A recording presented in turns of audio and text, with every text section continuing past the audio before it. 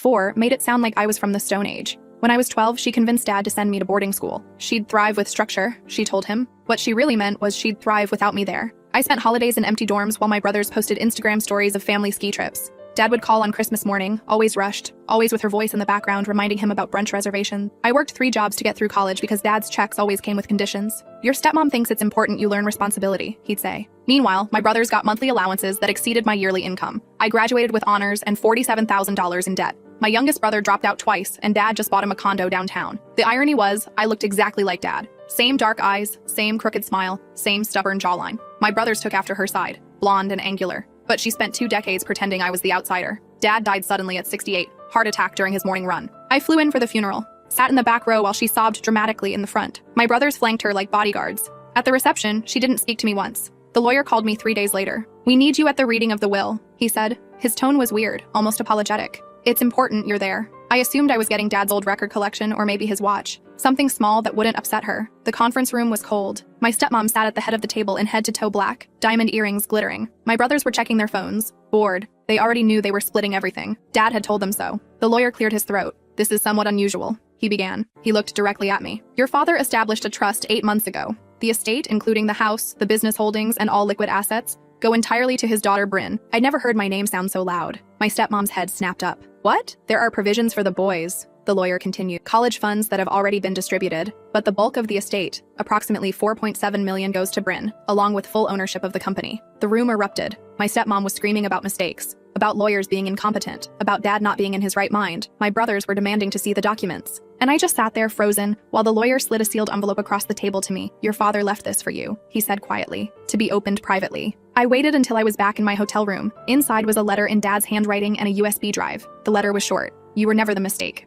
I was. I let her make you feel unwanted in your own home. I let her poison your brothers against you. This doesn't fix what I did, but it's the only thing I have left to give. The USB contains everything you need. Trust no one, especially her." My hands were shaking as I plugged in the drive. It contained years of financial records, emails, and video files. The first video was dated 6 months before Dad died. His face filled the screen. "If you're watching this, I'm already gone," he said. "And you need to know the truth about what she did." I clicked on the next file, and that's when I realized the inheritance was the least of it. The second video started with Dad sitting in what looked like his office at home. He looked thinner than I remembered, his face drawn. The timestamp read 2:47 a.m. "I need to start from the beginning," he said, glancing at something off camera. "Before I married her, before you were sent away, before everything fell apart." He took a deep breath. "Your mother and I divorced when you were 3. You know that part. What you don't know is why. I had an affair. A stupid, selfish affair that destroyed my marriage to the only woman I ever truly loved. Your mother found out when she was pregnant with you. She stayed until you were born, tried to make it work for another 3 years, then couldn't do it anymore. I don't blame her. I blamed myself." His hands were clasped so tightly his knuckles were white. "I met your stepmom 6 months after the divorce was finalized. She worked at the firm that handled our separation. She was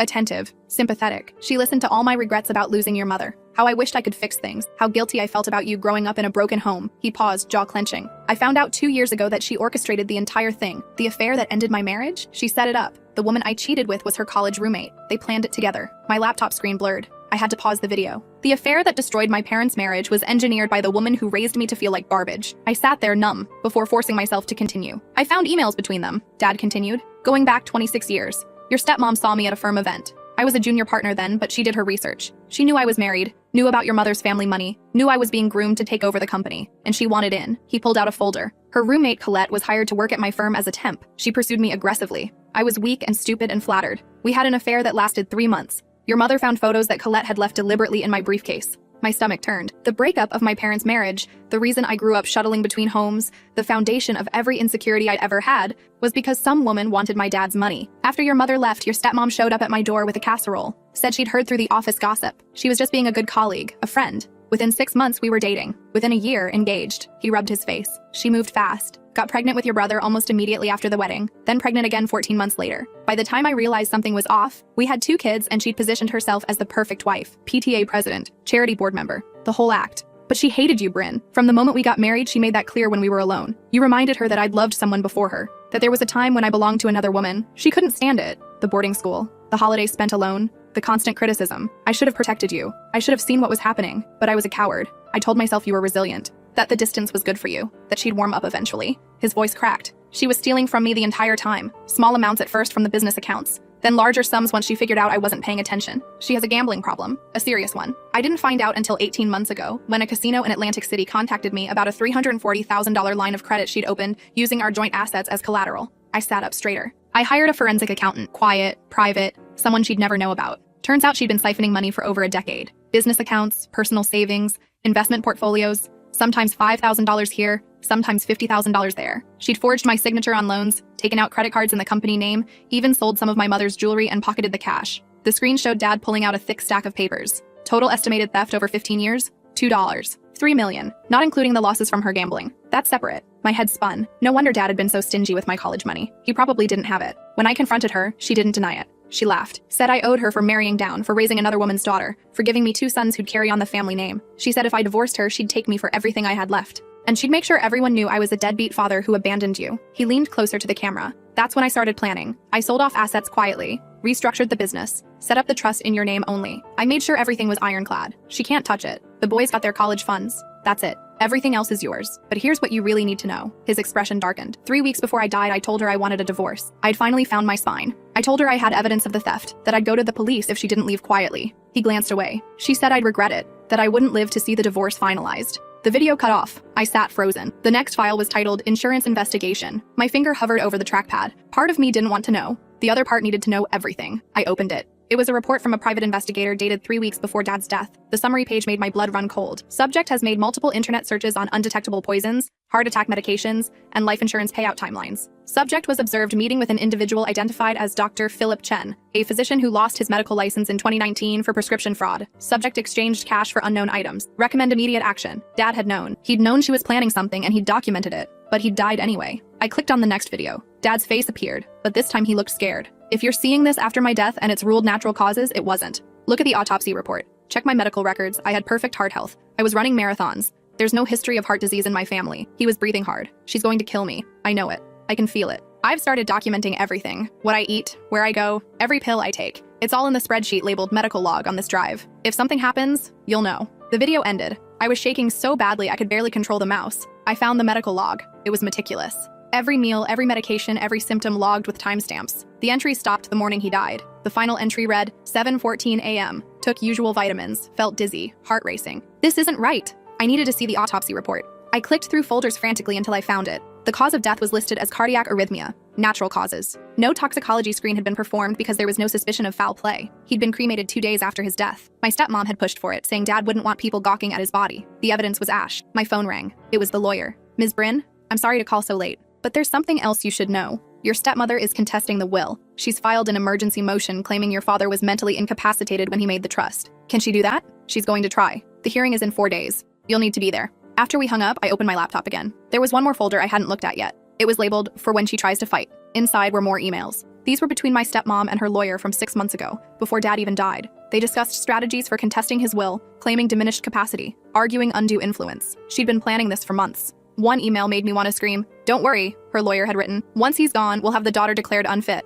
She's unstable, no relationship with the family, hasn't been involved in his life for years. The judge will give it all to you and the boys. They'd been planning to steal my inheritance before I even knew I was getting one. I spent the next 3 days barely sleeping. I hired my own lawyer, a woman named Patricia Rodriguez who specialized in estate law and fraud. She was expensive, but Dad's trust had provisions for legal fees. Patricia listened to everything, watched the videos, reviewed the documents. This is attempted murder, she said flatly. You need to go to the police. With what evidence? He's already cremated. The autopsy said natural causes. The investigator's report, the medical logs, the internet searches. It's circumstantial. And she's connected. She spent 20 years schmoozing with judges and lawyers and society people. They'll protect her. Patricia leaned back in her chair. Then we hit her where it hurts. The money. We prove she stole from your father, that she forged documents, that she committed fraud. We make it so toxic that contesting the will becomes impossible. The hearing was in a courthouse I'd driven past 1,000 times but never entered. My stepmom arrived in a black dress and pearls playing the grieving widow. My brothers flanked her, both in dark suits looking uncomfortable. The judge was a woman in her 60s with sharp eyes. She'd reviewed the preliminary documents. Ms. Rodriguez, she said, you filed a counter motion alleging fraud and theft. That's a serious accusation. Patricia stood. Your Honor, we have extensive documentation proving Mrs. Bryn's stepmother embezzled over $2.3 million from the deceased's accounts over 15 years. We also have evidence suggesting foul play in his death. The room erupted. My stepmom's lawyer was objecting. My brothers were shouting. The judge was banging her gavel. Order! The judge barked. Ms. Rodriguez, these are criminal allegations. This is a civil proceeding, which is why we're filing a formal complaint with the district attorney's office this afternoon, Your Honor. But the fraud directly impacts the validity of any claim Mrs. Bryn's stepmother has to the estate. She cannot profit from her own criminal acts. The judge looked at my stepmom, who'd gone pale. Do you have proof of these allegations? Patricia pulled out a thumb drive. 16 years of bank records, forged signatures, emails discussing the theft, and testimony from a forensic accountant. Everything is documented. The hearing was postponed while the DA's office reviewed the evidence. My stepmom left without looking at me. My brothers did, though. The older one, Trevor, looked confused. The younger one, Dylan, looked scared. That night, Trevor called me. We hadn't spoken directly in 6 years. Is it true? He asked without preamble. Did Mom really steal from Dad? Yes. Silence. And the other thing? About Dad's death? I don't know for sure, but he thought she was going to kill him. He told me in a video. More silence. Dylan and I didn't know about any of it. We thought you were just the spoiled kid who Dad gave everything to. That's what Mom always said. I paid for college myself. I graduated $47,000 in debt, while you two got allowances and condos. I know that now. I saw the records. Your tuition payments. The loans. Dad kept every receipt. I didn't say anything. I need to know something, Trevor said. Did he love us? Or was it all just her? The question broke something in me. He loved you. You were his sons. He didn't know how to stand up to her. And by the time he figured it out, it was too late. We should have been better to you. Yeah, you should have. He hung up. 2 weeks later, the DA filed formal charges. 15 counts of fraud, 11 counts of forgery, and 7 counts of grand larceny. My stepmom was arrested at her tennis club in front of all her society friends. The news covered it. Prominent socialite charged in $1 million theft scheme. Her mugshot was everywhere. She posted bail within hours. Her lawyer issued a statement calling it a vindictive witch hunt by a bitter stepdaughter. But the evidence was damning. The forensic accountant testified. The forged signatures were analyzed. The casino confirmed her gambling debts. The private investigator provided his report on the suspicious searches and meetings. Patricia filed a separate motion to reopen the investigation into Dad's death. This one was harder. The detective assigned to review it was skeptical. Mr. Bryn's father had a clean toxicology screen, he said. No signs of trauma. The medical examiner ruled it natural causes. The ME didn't screen for everything, Patricia argued. There are substances that mimic heart attacks and clear the system quickly. Potassium chloride, digoxin, certain beta blockers. The deceased's medical logs show symptoms consistent with poisoning. Those symptoms could also be consistent with a heart attack. He was 68 years old, ran marathons, had perfect blood work 3 weeks before his death, and his wife had been researching undetectable poisons online. There's probable cause for further investigation. The detective promised to review it. I didn't hold my breath. The criminal trial for the fraud charges started 4 months later. I sat in the courtroom every single day. My stepmom wore designer outfits and cried delicately into tissues. Her lawyer painted her as a dedicated wife and mother who'd sacrificed everything for her family. The prosecutor, a bulldog of a woman named Helen Park, destroyed that narrative methodically. She showed the bank transfers, the forged signatures, the emails where my stepmom bragged about how much she'd gotten away with. One email to her sister read, "He's so stupid he doesn't even check the accounts. I took $75K last month and he didn't notice. This is almost too easy." Another to her lawyer, "Once the idiot dies, I'll have everything. The daughter gets nothing. She's not even really family." The jury deliberated for 6 hours. Guilty on all counts. My stepmom's face crumpled. Her lawyer immediately filed for appeal, but the judge wasn't sympathetic. She set bail at $2 million. My stepmom couldn't pay it. All her assets were frozen, and the friends who'd surrounded her for years suddenly had other commitments. She spent the next 3 months in county jail waiting for sentencing. The DA's office finally agreed to reopen Dad's death investigation based on the new evidence. They couldn't prosecute for murder, they explained, not without a body or toxicology results, but they could investigate. The detective interviewed the private investigator. He tracked down Dr. Chen, the physician who'd lost his license. Under pressure, Chen admitted he'd sold my stepmom a bottle of liquid potassium chloride, telling her it was for gardening purposes. Potassium chloride in high doses causes cardiac arrest that's nearly impossible to distinguish from natural causes, especially if no one's looking for it. The DA couldn't charge her with murder. The evidence was circumstantial, and Dad's cremation had destroyed any chance of proving cause of death beyond reasonable doubt. But they could charge her with conspiracy to commit murder. The second trial was faster. The evidence was presented. The searches, the purchase, the threats, Dad's fear documented in his videos. My stepmom's lawyer argued it was all speculation, that buying a chemical wasn't the same as using it. But the jury saw Dad's face in those videos. They heard the fear in his voice. They saw a woman who'd stolen millions from her husband and threatened him when he tried to leave. They convicted her on conspiracy charges. At sentencing, the judge looked at my stepmom with undisguised contempt. "You married a man under false pretenses. You manipulated him for decades. You stole from him systematically. You made his daughter's life miserable. And when he finally found the courage to stand up to you, you plotted his death." My stepmom's lawyer started to object, but the judge held up her hand. "Even if we can't prove you administered the substance that killed him, the evidence is clear you intended to. You researched methods. You acquired the means. You threatened him directly." She adjusted her glasses. "For the fraud charges, I'm sentencing you to 12 years. For the conspiracy charges, an additional 15 years. To be served consecutively. You'll be eligible for parole in 22 years. My stepmom was 54. She'd be 76 before she could even apply for parole. She was led away in handcuffs, finally silent. Trevor and Dylan testified at the trial. They'd cooperated with the investigation, turning over their own communications with their mother. Emails where she'd ask them to lie about timelines, to say dad had been sick for months, to discredit me as unstable. They'd refused. After sentencing, we met at a coffee shop near the courthouse. It was awkward. We hadn't been in the same room socially since we were kids. "We're sorry," Dylan said. He was 24 now, working at a marketing firm. "We believed everything she told us about you. That you were ungrateful, that you'd abandoned dad, that you were only coming back for money." "She was convincing," I said. "That's not an excuse," Trevor added. He was 26, had started his own consulting business. "We were old enough to see what was happening. We chose not to." I sipped my coffee. It was still too hot. "Dad left you both the college funds. She can't touch those. They're in your names." "We know. We're not going to contest the will," Trevor said quickly. "You deserve everything. We wanted you to know we're not her. We don't want anything from you, except maybe to know each other," Dylan said quietly. "If you're open to it, not as brothers necessarily, but as people who shared a really messed up family." I looked at them. They had her coloring, but I could see dad in their expressions now. The same slight furrow when they were nervous. The same way of holding themselves. "We can try," I said. It wasn't forgiveness. Not yet, but it was a start. I inherited everything 6 months later, after all appeals were exhausted and the estate was finally settled. $4.7 million, the house, the company, everything. I sold the house immediately. I couldn't live there, couldn't walk through rooms where she'd made me feel worthless. A developer bought it and tore it down to build condos. Good riddance. The company was harder. Dad had built it from nothing, and it employed 60 people who had nothing to do with the family drama. I kept it running, hired a CEO to manage day-to-day operations, and set up a profit-sharing plan for all employees. I paid off my student loans in one payment, $47,000 gone with a single check. Then I did something Dad would have liked. I set up a scholarship fund at my old boarding school for kids who needed financial help, the kind of help I never got. It's called the Every Kid Belongs Fund, and it pays full tuition plus living expenses for 20 students every year. I also established a foundation to help adult children of parental alienation, legal fees, therapy costs, whatever they needed to rebuild relationships or move on from toxic families. I'd lived it. I knew what it cost. Trevor and Dylan and I have coffee every month now. It's still strange. We're learning each other as adults, trying to separate who we actually are from who we were trained to be. Dylan's engaged to a guy named Omar, who's a social worker. Trevor's dating, but says he's not ready for commitment after watching what marriage did to our family. I get that. I'm in therapy, twice a week, working through 2 decades of being told I didn't matter, that I was a burden, that I was the mistake that ruined everything. Some days I believe her voice instead of my own. Those days are hard, but I have Dad's videos. I watch them when I need to remember that I wasn't crazy, wasn't wrong, wasn't the problem. "You were never the mistake," he says in the last video he made, recorded 3 days before he died. "You were the best thing I ever did. I just didn't fight hard enough to prove it to you. I'm sorry, Bryn. I'm so sorry." He's crying in that video. So am I every time I watch it. A year after the sentencing, I got a letter from my stepmom. She'd written it from prison. Her handwriting was shaky, unrecognizable from the perfect script she'd used for Christmas cards and party invitations.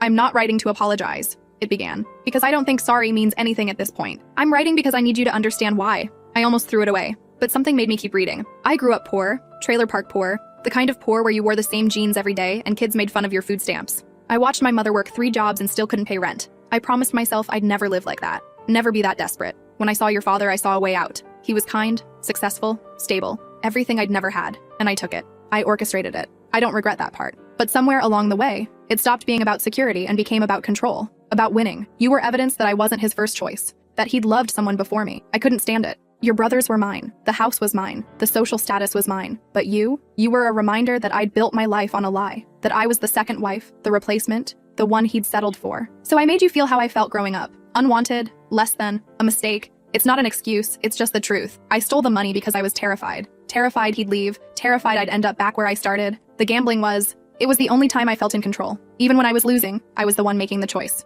And your father's death? The next part was blacked out. Redacted by prison officials, probably. But I could make out a few words through the ink. Regret. Too late. What have I done? The letter ended simply, "I destroyed you to save myself." That's what it comes down to. I hope you find peace. I won't. I burned the letter in my fireplace that night, watched her words curl and blacken and turn to ash, just like Dad's body. She'd wanted me to understand her. Maybe I did, but understanding doesn't mean forgiveness. My therapist asked if the letter gave me closure. "No," I said, because she still made it about her. Her poverty, her fears, her pain. She couldn't even apologize without centering herself. "Do you need her apology?" I thought about it. No, I needed Dad's. And I got it, even if it came too late. 2 years after Dad's death, I went to visit my mom. We'd maintained a relationship over the years, but it had always been complicated. She'd remarried when I was 8, moved across the country, started a new family. I wasn't excluded exactly, but I wasn't central either. She lived in Oregon now, in a house overlooking the ocean. Her second husband was nice enough. They had a daughter, my half-sister Olivia, who was 14. Mom hugged me at the door. She'd aged well, still beautiful in that effortless way some women managed. "I heard about everything," she said. "The trial, the conviction, all of it."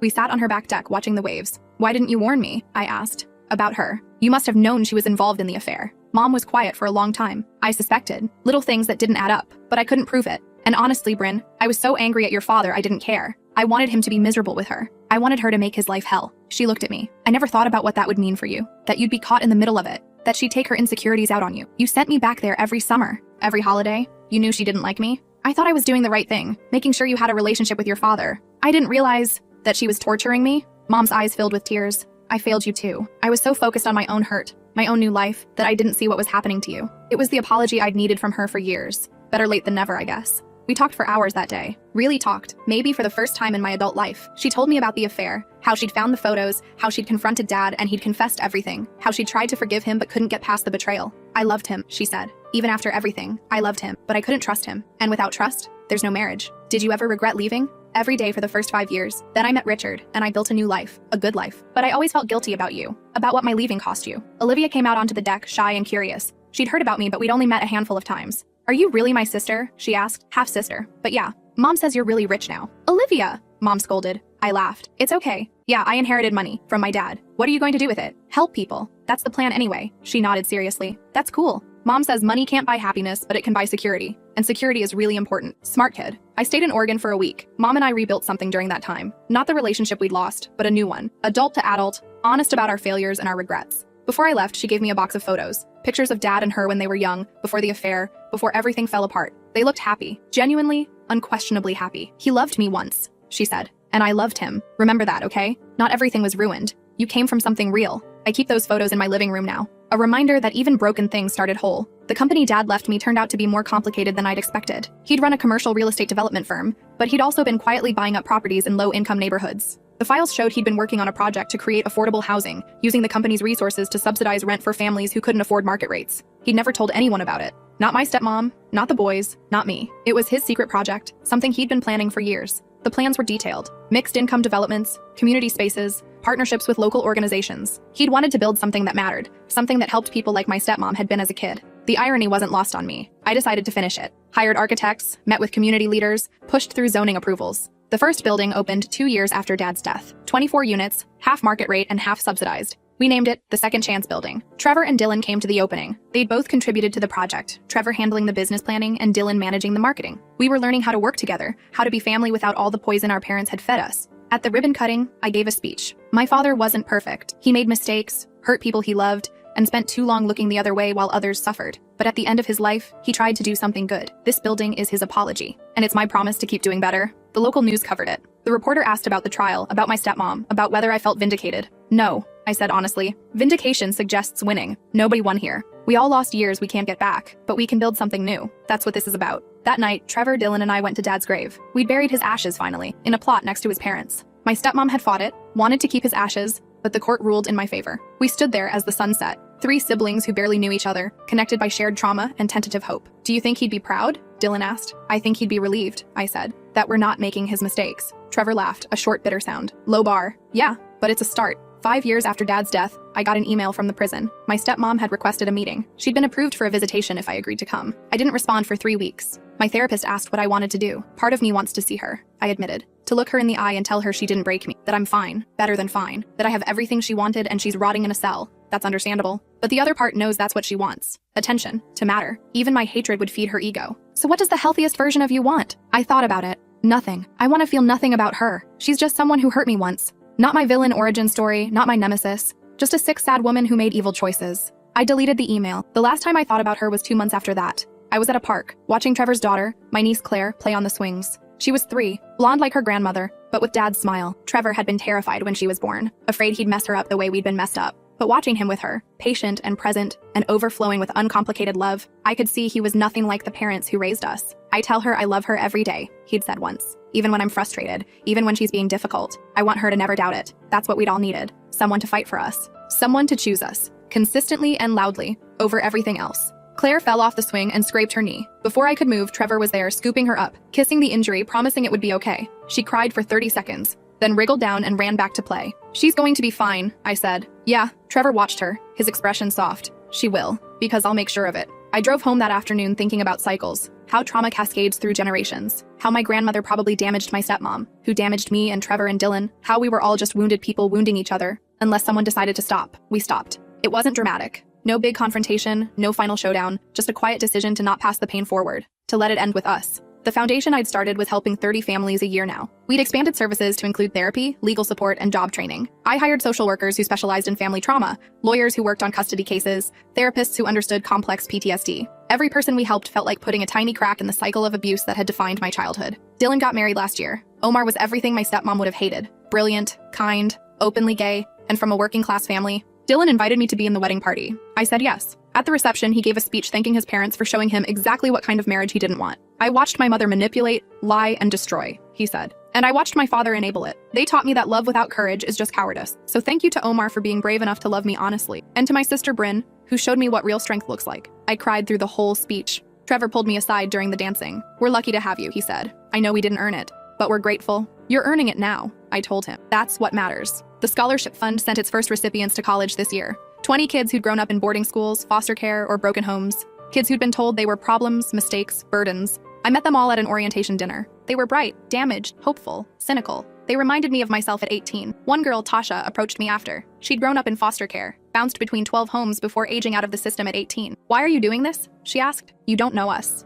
Because someone should have done it for me, I said. And they didn't. So now I'm doing it for you. Do you want us to be grateful? I want you to be successful. Grateful is optional. She studied me for a long moment. My caseworker said you had a messed up family too, that you get it. I get it. Does it ever stop hurting? I could have lied, given her some inspirational speech about healing and time and resilience. Instead, I told her the truth, sometimes, for longer and longer periods. And then something will remind you, and it'll hurt again. But the hurt gets smaller, less sharp. You learn to carry it instead of letting it carry you. She nodded. That's what I figured. But the good news is, you get to build whatever life you want now. No one else's expectations, no one else's failures, just yours. That's terrifying. Yeah. But it's also freedom. I'm 34 now. 7 years since Dad died. Since my life exploded and reassembled into something I didn't recognize.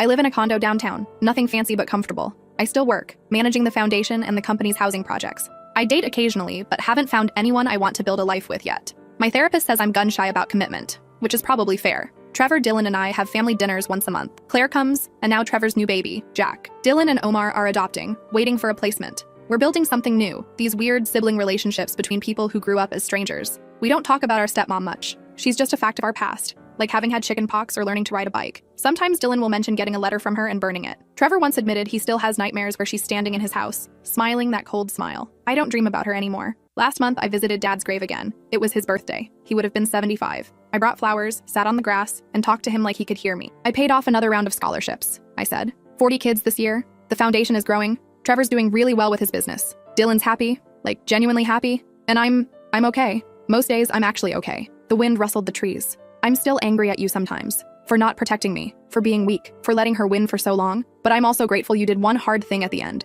You gave me the truth, and the means to do something with it. And I traced his name on the headstone. I hope you're wherever people go when they die. I hope you found Mom, and you're both young again, before everything went wrong. I hope you're proud of us, of what we became despite everything. A crow landed nearby, tilted its head at me. I forgive you, I said. Finally. Not because you earned it, but because carrying the anger was making me tired. I sat there for another hour, just being quiet, being still. When I left, I felt lighter. Not fixed, but less heavy. The thing about trauma is it never completely disappears. It's always there. A scar that aches when it rains. But scars are proof you survived. They're evidence that something tried to break you and failed. My stepmom tried to break me. She spent 20 years calling me the mistake, treating me like I didn't matter, erasing me from my own family story. But here I am, running a company, funding scholarships, building affordable housing, choosing differently than I was taught, breaking cycles that have run for generations. So who's the mistake now? Not me. Never me. I was loved by my mother, loved by my father even when he couldn't show it, loved by brothers who found their way back to me. I'm loved by the kids I'm helping, by the families living in buildings my father dreamed of, by the people who see my work and say, this matters.